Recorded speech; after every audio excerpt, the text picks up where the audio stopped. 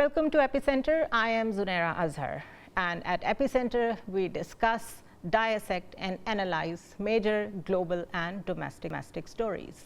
This week has become full of significant development, both in the domestic and global arena. At the domestic front, almost a year after the May 9 riot, the military establishment, through a very aggressive presser this week, has asked for a formal and public apology from the former Prime Minister Imran Khan and asked him to shun what it called the politics of anarchy and hate. The response from the PTI was equally aggressive. Additionally, the same Supreme Court, which deprived the PTI of its bad symbol, has made a significant move on the matter of reserved seats of the Sunni Ittihad Council. How is this going to impact the ruling coalition in the times to come? And on the global arena, we will be discussing what is latest on Rafa invasion. To discuss our domestic stories, we have been joined by Mr. Muhammad Malik, a very senior, seasoned journalist and political analyst. We have also been joined by General Retired Naeem Khalid Lodhi, a defense analyst who also keeps a very keen eye on the political developments. And we are also being joined by the senior analyst and journalist, Mr. Farooq Patafi. Mr. Malik, coming straight to you, both establishment and the judiciary pretty much seemed to be at the same frequency regarding the PTI. And the same frequency provided a lot of potential and a cushion to the ruling coalition, an enhanced level of confidence, I would say. How do you look at this latest development from the judiciary when it comes to the reserved seats for the Sunni Ittihad Council? How is this going to impact the ruling coalition? No, I think I would disagree with you on the issue of judiciary and army being on the same page. Actually, it's the other way around. I see a very clear pushback by superior judiciary towards establishment and the government. Otherwise, you wouldn't have had this decision you just referred to about special seats and suspending this Peshawar High Court decision. Then first we had the six-member bench, six judges of the Islamabad High Court. The way that matter has been taken up by the superior judiciary by the Supreme Court. Then even on a matter of Faizabad Dharna case inquiry commission, the way it has been absolutely denied, thrown out by the Supreme Court. That shows an absolute lack of faith in the executive and the interagencies that were entrusted to carry out that probe. So I see more in common right now. I wouldn't say more in common with PTI, but definitely not in consonance with the government. In fact, I think PTI feels that its only recourse or relief it's going to get is from the superior judiciary, despite the fact that Imran Khan Sahab had directly targeted Chief Justice of Pakistan and also Chief Justice of Islamabad High Court. Despite that, so we are in a very interesting flux here. You talked about the impact it's going to have with the budget coming in up. Let's be very clear. The government does, even with these special seats and reserve seats matter going in the limbo, the government still has the majority, simple majority to pass legislation. The passage of budget is not going to be an issue.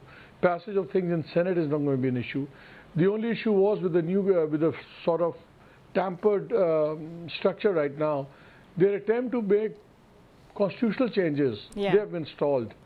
And that is an interesting development in another way, because the bench that gave this decision, the judges, it was headed by Justice Mansoor Ali Shah and two other judges, Justice Atta Manila was in there. So they are deemed to be not in the Chief Justice's camp. And the talk that was from government quarter was coming out was about, giving a 3-year tenure to Chief Justice of High Courts and Supreme Court. So that meant that Justice Faiz Issa would have continued, instead of retiring this year in November, he would continue for another 3 years. So I think more than giving relief to PTI, it's the internal tiff and the internal division with the judiciary also, that with one stone they've killed two birds actually, the proverbial things. They have blocked the government cannot make constitutional amendments. So when it can't make constitutional amendments, it can't muck around with the current judicial appointment system and all that. And at the same time, they've given relief to PTI also. So there are a lot of multi things going on. Nothing is as simple as it seems. It's wheel within wheels. Camps within judiciary are settling scores with each other. You know, like when this 6 judges thing came up. Yeah. There's a very firm opinion in Islamabad that 6 judges do tend to agree with one judge sitting in the Supreme Court who vehemently disagrees, even publicly, with the Chief Justice. So this the dynamics of internal differences between the judiciary, then establishment versus the judiciary, then judiciary versus, you know, everybody else. So you can't put anything in one perfect square. There are more than one factors influencing everything. But I think that right now, we won't see any dialogue. There's no desire on part of executive to have a dialogue with PTI, because very quickly, I've taken too much time, but very quickly I'd like to point out, Imran has popular support, so he doesn't need any help on that. Imran has a government in KP, so he has a power base. What he needs is his freedom. And his freedom does not suit anyone. If he walks out today, it will be serious political curtains for PMLN and People's Party. They can't carry his political weight. They can't eliminate him politically. If he walks out today, it doesn't go in the interest of PPP, doesn't go in the interest of PMLN, and definitely doesn't go in the interest of the establishment. So who is going to negotiate and why? So I think we're going to keep seeing this happening. I think the only time that the establishment may be forced to enter into dialogue is when they feel that they cannot hold him in jail anymore. All right. And he might get judicial reprieve. But the question is, will Imran talk at that time to them? I seriously doubt that also. Because Imran Khan also has a tendency that when he's riding high, he also doesn't look down. So I'm going in circles for a while now. Well, not for a while, since long now, and we don't know when it's going to end. General Naim Khalid Lodhi, as someone who knows the inner thought process of establishment, as someone who has been there, serving there, and now also you are someone who can talk on their behalf because you know how they operate. This pressure, how do you dissect it? And do you think that establishment itself can strive like this, in this ballistic way, in this aggressive way for a very long time? First of all, I wish I knew what is going on in their mind, as you have said that I know how they, of course I know about the institution all right, but once it comes to specific leadership and their thinking, probably I'm actually not very well versed at what is going on in their mind. But there is a way around it that we can anticipate. Okay. So whereas I agree with Malik Saab that there's a wrangling going on within the institutions and inter-institutions also. So inter-institution, within institutions, political groups, within the political groups and inter-political groups also. And, but I would not call it interesting, as he called it. I would call it a very dangerous thing to happen, because let me list down certain things which are happening. You cannot, you are not being allowed to make your own budget without the supervision of IMF. One. Right. You cannot, make your foreign policy according to your own interest. You cannot have good relations with your neighbors because some parts they don't want it. Within our polity, I mean, the way we are at each other's throat, and we are not paying any heed whatever is happening in Kashmir, in Gilgit-Baltistan, in Gwadar, and elsewhere, as if, and even the Kacha problem, as we all know, that what the dacoits are doing and all that. It seems that nobody is worried what is happening to the country. So I'm more concerned that probably we have no time to waste on this thing. I mean, if it is even not a waste, but I think there's no time left for us to ascertain or find out who's right and who's wrong. It is, I think, a very short time within which we must talk to each other. Right. And of course, as Malik Saab said, that there are no indications of, the various opposing factions showing their willingness to talk to each other. But I think the events are overtaking everything so fast and so rapidly that I cannot imagine that why PTI will not be thinking to talk immediately, and why establishment will not be thinking to talk immediately. Yes, I cannot say about the government, because it is their, in their interest that they should not talk, they should not come closer to each other. But the enemies of Pakistan definitely do not want that there should be any rapprochement, and we have to make sure whether we have to see whether our leadership understands that enemy's plan or not. All right. Mr. Farooq, there is this constant confrontational approach from PTI as well. And there has to be a middle way. There has to be a way out of this confrontation. But there are too many caveats when it comes to the PTI's narrative as well. For example, I'm quoting from the record, the research that I've done, that whenever we are talking about May 9, there are so many flip-flops that are being seen coming from PTI and Imran Khan himself. For example, at times we heard that he said that, well, I was under illegal detention, so how can I be responsible for all those riots? At the same time, he said, well, this is what was supposed to happen because you arrested the most popular leader. And then he said, well, what happened has happened, and those who are responsible should be held responsible. So with this kind of an attitude, with this kind of confrontation, where do you see the politics of PTI going? Right, Zunaira Azhar, thank you very much for the opportunity. First of all, my salam to all participants. Now, let me also, first of all, because you have actually brought up the flip-flops of PTI, let me address that in a specific context.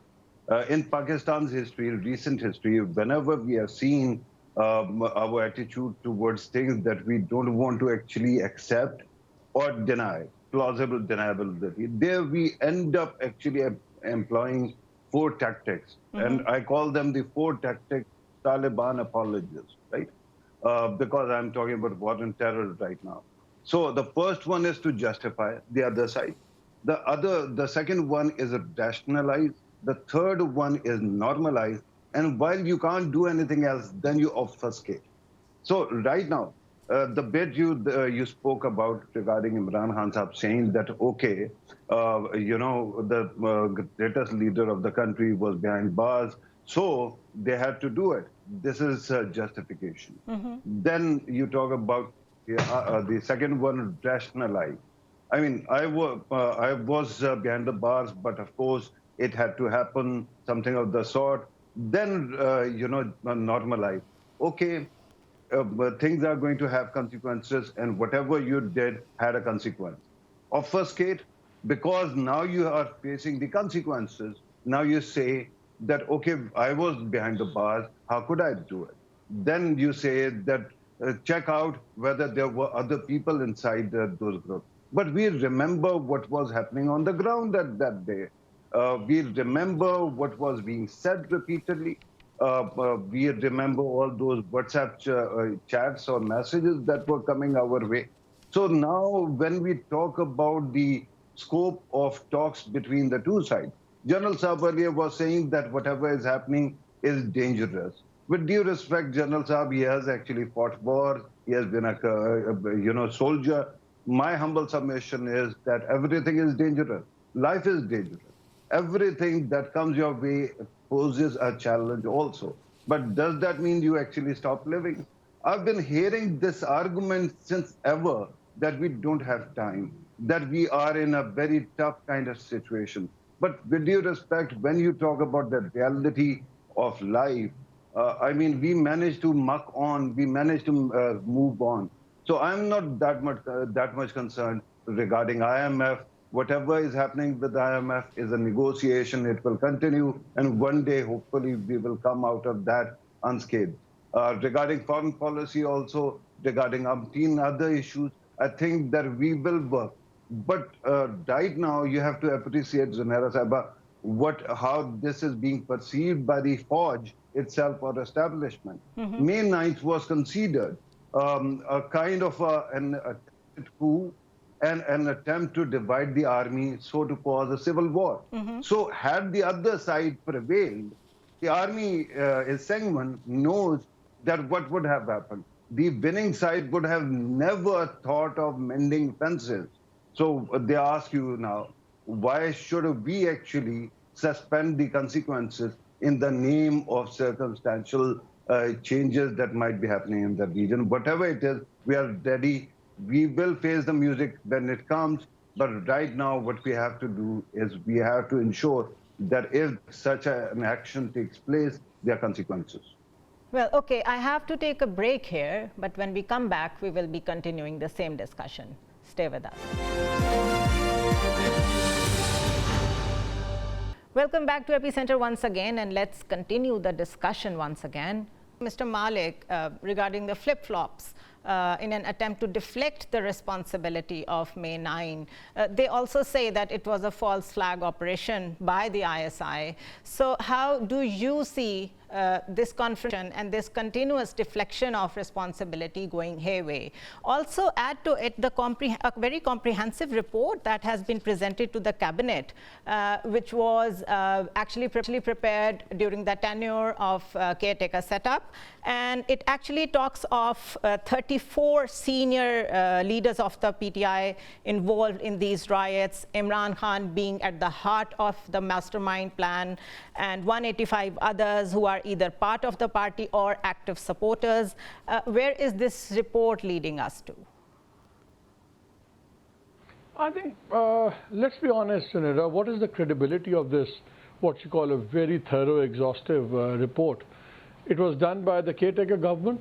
Whose caretaker government was it? It was an establishment-propped caretaker government. You think Raja Riaz, the great opposition leader, thought about Anwarullah Kakar's name himself? He had never met with him, he had never worked with him, he had no exposure with him. Suddenly, out of the blue, he thought Anwarullah Kakar should be the interim prime minister. Let's get real here. It was an establishment propped up caretaker government, and we've seen the consequences. We saw the voting that took place on 8th Feb, and we see how it was changed on 9th and 10th. Now, what flip-flops are from both sides. Yep, PTI has done its flip-flops. Imran has done millions of flip-flops. But having said that, so has the establishment. Wasn't it the same Nawaz Sharif and gang that was supposed to be the most corrupt, who had looted the country for 30 years, when Imran was being justified? Right. And when Imran was being brought down, suddenly these guys were again the lords and saviors of this country. So let's not even go there. How many flip-flops, who's making it? The point is, where do we go from here? Yeah. That is the biggest issue. Right now, as all the matters stand, I think now it's for both Imran Khan and General Asim Munir to decide where do they want to go. They are the two people who matter the most. The rest is just noise. If 8th February had happened Imran's way, even today I would have seen a lot of instability, because that government would have gone all guns blazing for everyone. And we would have seen instability of a different kind. Then, the way now it has happened, the way they were robbed of their mandate, we are seeing instability of another kind. I keep telling, even in my shows and otherwise, all politics is personal. Like they say, no, all economy is local. All politics is personal. Right now, we have three people who are going to shape the future events of Pakistan's politics. One is Imran Khan. The other is Chief of the Army Staff, General Asim. The third is Chief Justice of Pakistan, Faiz Issa Saab. Unfortunately, all three have a personal history between them. General Asim was removed as DJI by Imran Khan as Prime Minister. So, obviously nobody likes that. Then there are open, it was no secret that Imran Khan would talk a lot about him should not be the new army chief and all that. Things, every word travels back. Those things happened. During Imran's government, a reference was moved against Justice Faiz Issa. He was a senior puny judge at the time. It didn't work out, but again, his family and himself had to go through a lot of stuff. Obviously, those things linger. Now, these three, now, suddenly the equation is Imran is out of power, and those two people are in power. And the other party that has come in power are again arch enemies of Imran. So suddenly the whole equation has turned. But three people directly, that is the army chief and Imran, they would have to go against their own personalities. They are both very hard, firm kind of people who don't back off. Do you see that things. happening? But the point is, for the country's sake, they will have to. I think if there are some external compulsions, whether they are caused by events or caused by other influences like Saudi Arabia, for example, or Americans or somebody, traditionally the people who have always been arbiters in various political disputes of Pakistan, I don't see them right now. Compulsions that they cannot resist might force them to talk or take a step back. Mr. Naeem Khalid Lodhi, this is how the things get out of hand. Where is the government? Why is there so much of a chaos in Muzaffarabad? Why our state is so unable to handle the basic rights of the people of Pakistan, like an assembly or a protest? Why do they always turn the protesters into somewhat sharpasand or violent protesters? What is this obsession with controlling everything? I mean, if people have trouble with their bellies and their kitchens and their sustainable life, isn't it their basic right to come out and protest about it? The simple answer to your question is that why all happening? The answer is this is happening because everybody is doing everything else except what they are supposed to do. Right. What is the purpose of a government? To serve the people, to look at their problems and to resolve their issues. And especially whatever happens in Kashmir is very sensitive. Although I agree with Patafi Saab that armed forces members are generally alarmists and they try to exaggerate the things. I mean, there I have to agree with him. But then we saw what happened with Syria, what happened with Egypt, what happened elsewhere, Libya. It's all economy centric. And we have seen in our own country. I mean, I'm talking about, the very episodes which were not expected at all. The carnage that happened in public school, and whatever is happening even in the Kacha today, and this 9th May and all these things. So he may call me an alarmist, but I do not take these things very easily, very simple. That whatever is, and you said that it is our internal, purely internal matter. There's no doubt about it. But if I say that it is being also exploited by the enemies of Pakistan, probably Patafi Saab will not agree with me. But the thing is, enemies will do whatever they have to do, but we have to look after ourselves. And the main reason is that we are too busy in, undermining each other. And even the political forces are undermining each other, making their political standings very weak. Various institutions are, so much in other than their own job, that their main job is being, that is getting suffered. One being, this law and order and all these things. So we come back to the same thing, which Malik Sahab was also saying. Yeah. Unless these people who are supposed to run the country, they get back to their own basic jobs and start interfering in each other's domain and start, pointing fingers and that you are doing wrong and that is what is going wrong. And should I say again that although you've already we have discussed the subject, that blaming one side that they have to do it, this will not work. And otherwise also we know that whenever there are two different narratives, somebody else, the third person has to, not only benefits, they have to decide what is wrong, right and what is wrong. In this case, judiciary should step forward and say that, okay, Imran Khan is saying this and you are saying this. Actually, we think that this is how it should get resolved, rather than, Patafi Saab taking one side and I taking the other side. That will not resolve the issue. Let me reiterate it again. He may not agree with me. The time is running short. And if we do not start talking to each other in the next 2-3 months, probably the things might get out of hand, especially after the elections of India. All right. Mr. Farooq, would you like to answer the points that General Naeem Khalid Lodhi have raised? And let me add here, well, no side is budging. And that means confrontation piling up again and again. For how long can we go like that? 1. 2, people are suffering here. Is there anyone you see really bothered about that? And 3, do you think judiciary can really play a role here? Right. Thank you very much, Zunaira Azhar. I think that when I actually came to your program, I did not think that my name will be mentioned so much, let alone by the 3-star journal.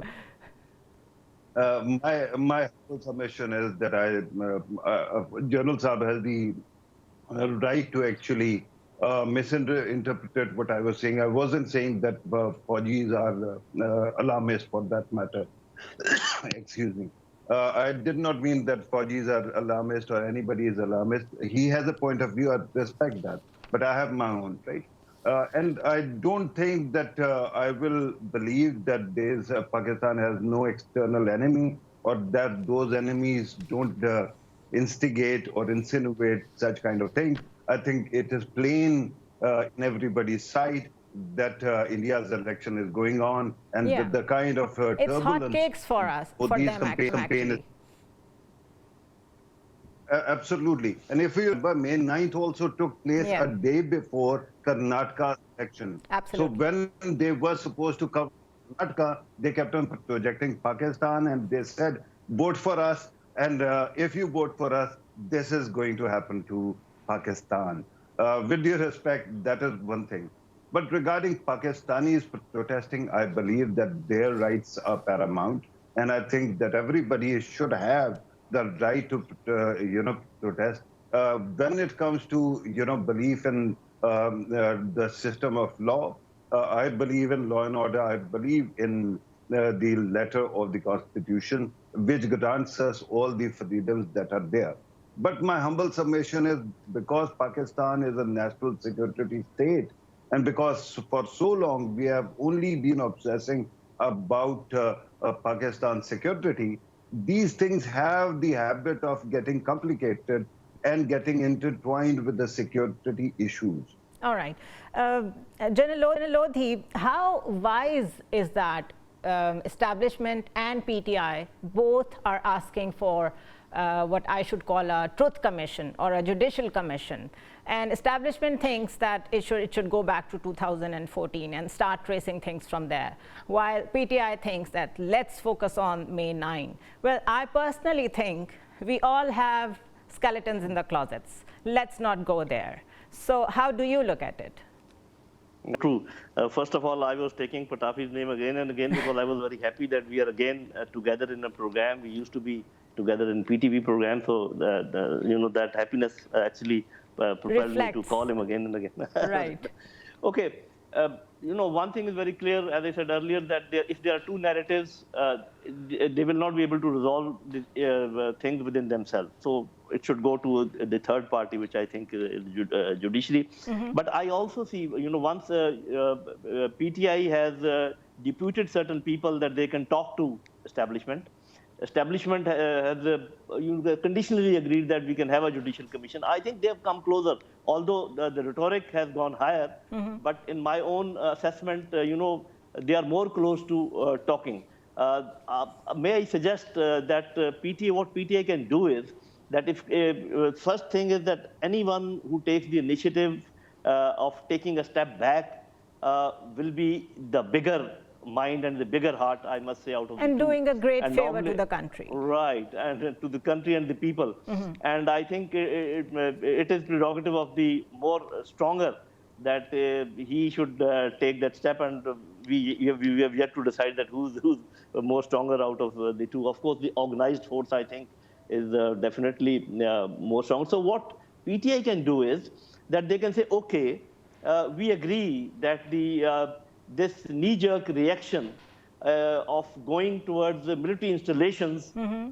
was a flawed not one. A good thing to happen. Yeah. It was flawed. Yeah. So they can apologize on that. But whatever happened afterwards, I mean, the arson and the small this hooliganism and all that, that should be probed. And I think that can be a win-win situation, that halfway PTI goes, that they say, okay, we admit we'll half meet of our you mistake, halfway. But, but please do this, and because they have already said establishment that we can have a commission. So you're right that instead of taking it back to centuries, it's good that we only probe this last phase of this action of 9th May. Right. That how did this happen? I think the things could be resolved, and you also talked about that. Who will put pressure on these two, because they're all very, stubborn stances. Yeah. I think this is what you and me and Patafi Saab and all of us can do, the civil society. We should say that we are not going to allow you to have a clash we are standing in between you. We will construct a fireball between what you say and what they demand. Please sit down and do something about it for the sake of Pakistan, for the sake of Pakistani people, because nobody is thinking about the people, as you rightly pointed out, as other members are also pointing out. They are the ones we should be looking after, and they are the ones they should be getting drinking water and justice and education.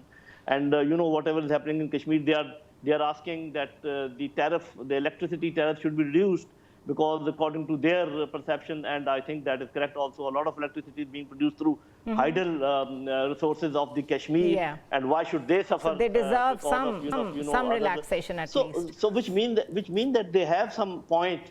So as my friend was saying, that somebody has to listen to them. Yeah. This is no way that you come out with the batons and try to dispel such people, disperse them forcibly. I don't think that is the right thing to do. Thank you We need so to much. listen to them, and we need to accommodate Thank them. you so much, Mr. Naeem Khalid Lodhi, and thank you so much, Mr. Farooq Patafi, joining us in this segment. And yes, it is never easy, and it is never possible to wrap up the discussions on the Pakistani politics, because everything is so intertwined, it is so complicated, and one thing leads to another. But one thing is for sure there, that the buffer zone when it comes to the power politics should be the people. When it comes to the people, all the power elements and all the power structures should submit to the people. Let's take a short break here.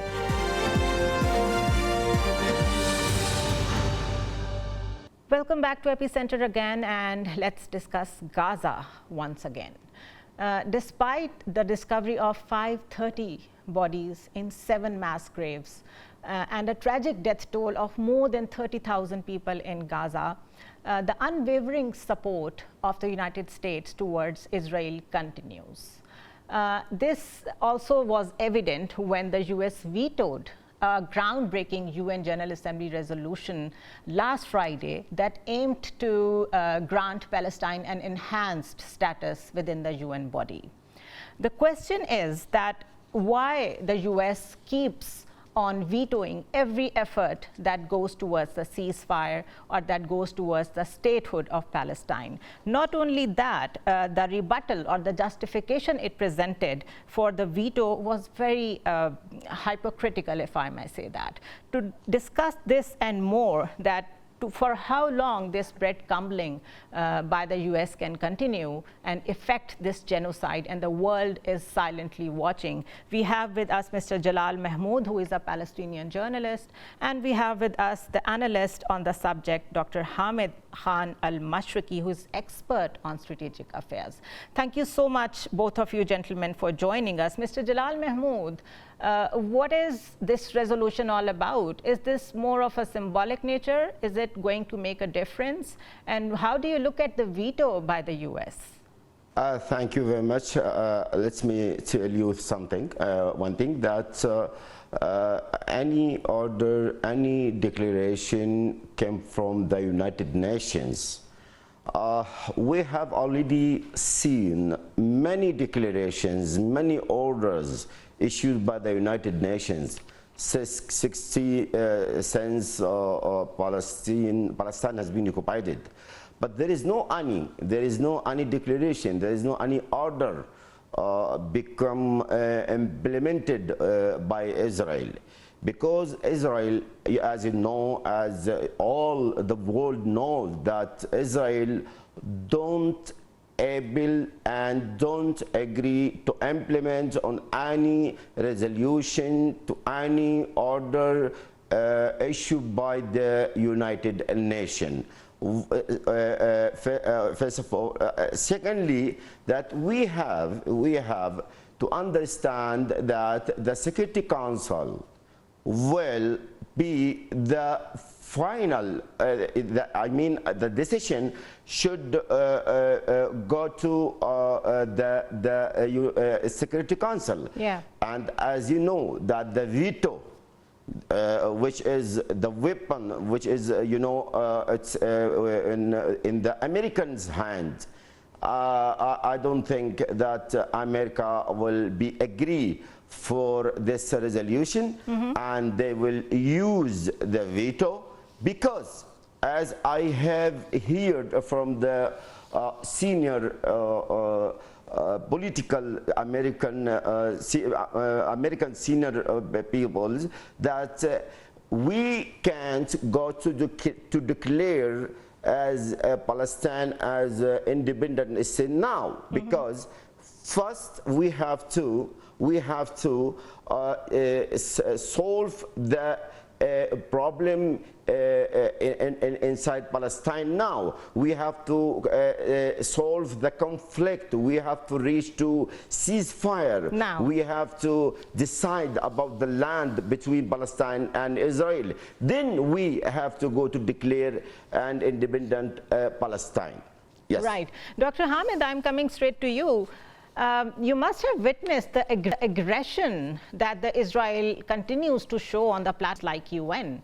Like literally, the ambassador from Israel shredded the UN charter, and it said, shame on you, saying shame on you to the nations who are supporting Palestinians, who are not even giving a proportionate response to what the aggressor is doing. How do you look at this? To be honest, it is a very shameless response from the UN ambassador, Israel ambassador in UN. And I am not surprised, because Israel, whatever Israel is doing, it's all because of the backing and support of Americans. Absolutely. And you know that there are over 40 resolutions which has been vetoed by Americans in favor of Israel in the last 70 years. And it is the highest number of veto by any country in favor of any aggressor or any country in the history. But at the same time, I mean, by doing that, they cannot deny the fact of the criticality of the matter and the sensitivity and the situation in Palestine, situation in occupied Palestine, across the Israel or wherever it is.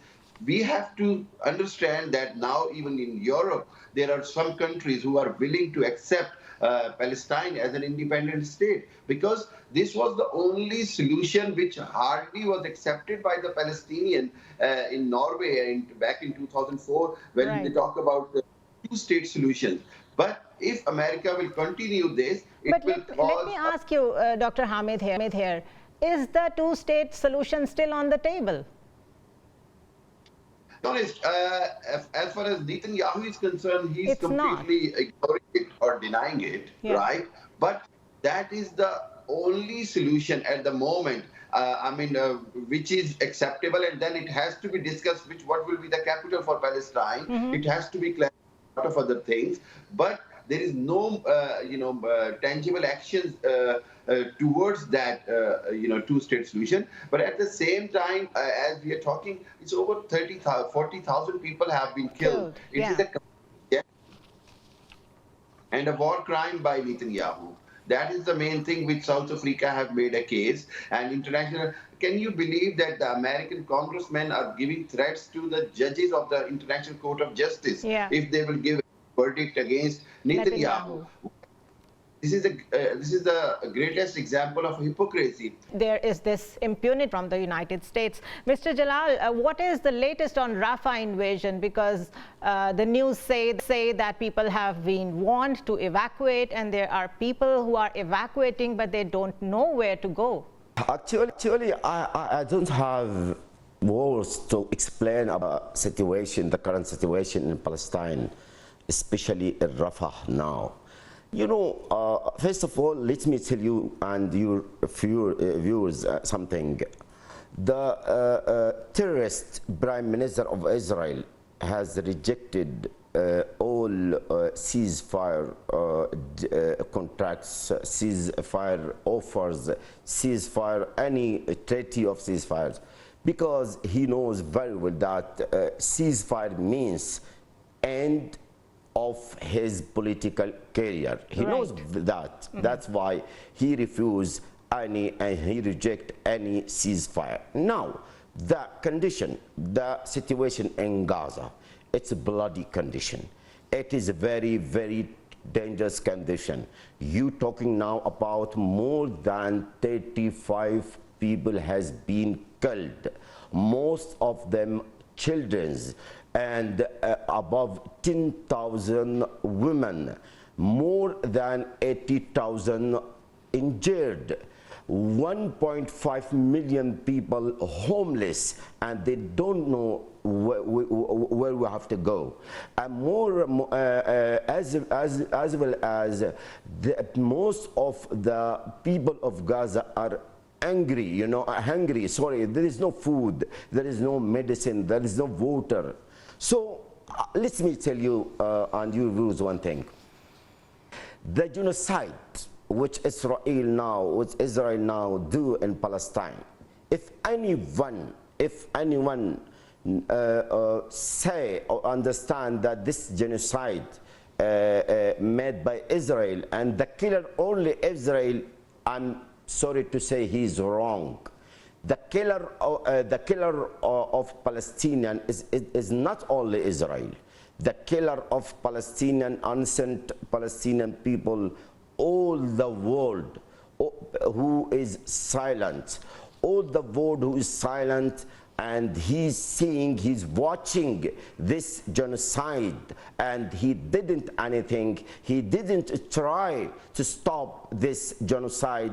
Right. I think, in my opinion, they are partner in this genocide which made against the Palestinian people in Gaza. Right, Dr. Hamid, very shortly, yes. As Mr. Jalal pointed out, that those who are quiet are complicit in this war, but 143 votes in favor of the presence of Palestine in the UN body. It is quite a sizable international endorsement. Is it only the veto power of US that has been weaponized against this genocide, and is this the only problem with the current state of affairs, that there is no ceasefire possible? Where exactly does the problem lies? The role of the rest of the world. I mean, by giving 143 votes, yes, they have supported the state of Palestine, but that is not enough. If you look at the situation, I mean, there could have been a lot more could have been done to stop this genocide going on in Gaza. And sadly, it's not only America, it's the Europe who has been supporting unconditionally, especially United Kingdom. Yeah, let me add here, 25 countries abstained, including United Kingdom. 9 countries, including US, went against it. So you are right. Exactly. So that is the situation. If you look at the entire situation, sadly, Muslim countries could not do anything, and they did not do. 54 Muslim countries could not unanimously take any action against Israel, whether in terms of any diplomatic boycott on the economic basis. Nothing has come up. Yes. That is a very sad thing, that they could have done much more, to stop Israel to doing and killing innocent Palestinians. At the same time, I believe that this is the time now that if they do not go for ceasefire, if Netanyahu will carry on his madness, he has already lost his political popularity, and he could not demolish or finish Hamas after killing over 35,000 innocent Palestinians. Hamas is still there, and Hamas is there, and that is the biggest defeat of Israel itself. And on the other hand, if you look at the entire situation, now I believe that if they carry on, this conflict can become a multilateral conflict. Right. There is a limit, and the rest of the world power will remain silent. Eventually, they would have to involve in it. Right. Thank you so much, Dr. Hamid, and thank you so much, Mr. Jalal Mahmood, for joining us. And on the campuses, what is happening in US, based on that, the analysts in US think that for the centuries to come, US has lost its new generation. This wraps up this week's Epicenter. I'll see you next week.